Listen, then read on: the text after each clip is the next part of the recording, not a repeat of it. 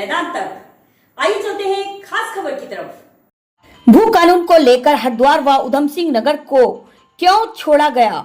जब राज्य में 13 जिले हैं तो 11 जिले में ऐसा कानून क्यों? आखिर यह इस तरह कानून 2 जिलों को छोड़ के क्यों बनाया? यूकेडी के केंद्रीय संरक्षक सुरेंद्र कुकरेती के द्वारा की गई है सरकार से मांग। आइए देखते हैं।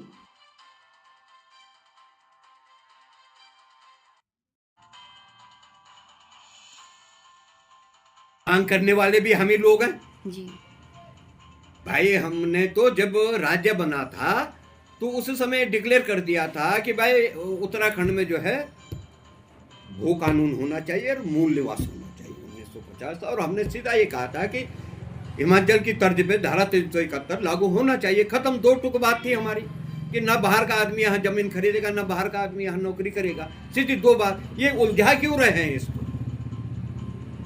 धारा 371 क्यों नहीं यहाँ लागू कर देते? जैसे हिमाचल में कोई हम नई बात तो कर नहीं रहे कि उत्तराखंड के लिए हम कोई नहीं। और भारत का संविधान हमें इजाजत देता है कि किसी भी राज्य सरकार को कि वो धारा 371 लगा सकते हैं।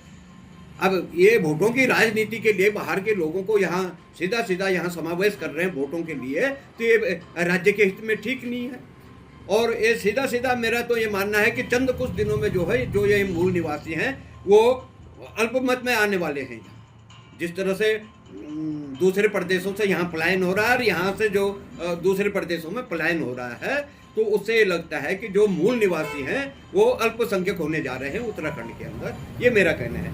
दूसरा ये है कि जो इन्होंने हरिद्वार और आपका उधम सिंह नगर को इससे अलग रखा है कि भाई इन 11 जिलों के अंदर जो है भूमि नहीं बटेगी, नहीं बिकेगी।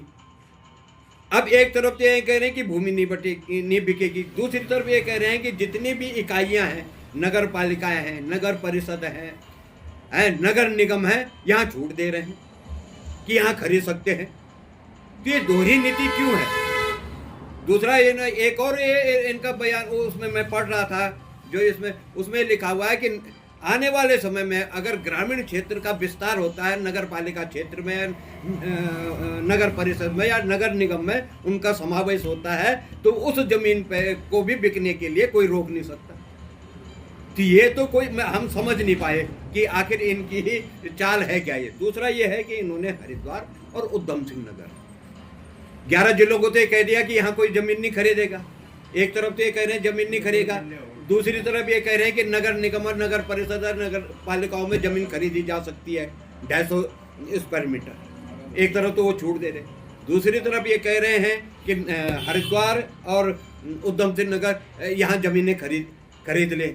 अब मेरा कहने का मतलब है कि सीधी सीधी बात है कि उधम सिंह नगर और हरिद्वार ये उत्तराखंड का आंगन है, और अगर आंगन ही बिक गया तो घर का क्या करना फिर? जब हम वहाँ कदम ही नहीं रख सकते, आंगन ही बेच दिया तो घर के मालिक कहाँ रह गए फिर? तो इस तरह की जो नीतियाँ हैं, अब इनकी नीति क्या है कि वहाँ लोगों को बसाओ, बाहर के लोगों को, कुछ दिन के बाद वो यहाँ के निवासी बन जाएंगे, हैं, फिर वो पहाड़ों में खरीदेंगे। और दूसरी तरफ जो है इनका जो वोट बैंक बनता जाएगा। ये इनकी मानसिकता है। इनको उत्तराखंड से कोई लेना देना नहीं है। इनको तो यहाँ राज करो और इसे लूटो, बस। ये है एन प्रकरण जो हमें कहते थे भू माफिया। ये तो भू माफियाओं के लिए दूसरा रास्ता बना दिया इन्होंने खुला। तो इसलिए हमारा तो ये कहना है कि इस पर पुनः जो है इसकी समीक्षा हो जानी चाहिए। और जिस तरह से वो कह रहे हैं कि हमने 2 लाख या 2.5 लाख लोगों से इससे पूछा है, तो जो हम लोग इसको उठा रहे हैं, हमें तो हमारे पास तो कोई आया नहीं पूछने के लिए। और उन लोगों से सरकार ने कभी बात भी नहीं की कि जो इन मुद्दों को उठा रहे हैं कि उनके साथ बैठ के कभी इन्होंने मंत्रणा की हो कि हाँ जी ये क्या होगा, कैसे होगा। हमसे तो कभी बात नहीं हुई। और वो 2 लाख लोग कौन है, वो किनसे इनकी बात हुई, ये हम नहीं समझ पा रहे।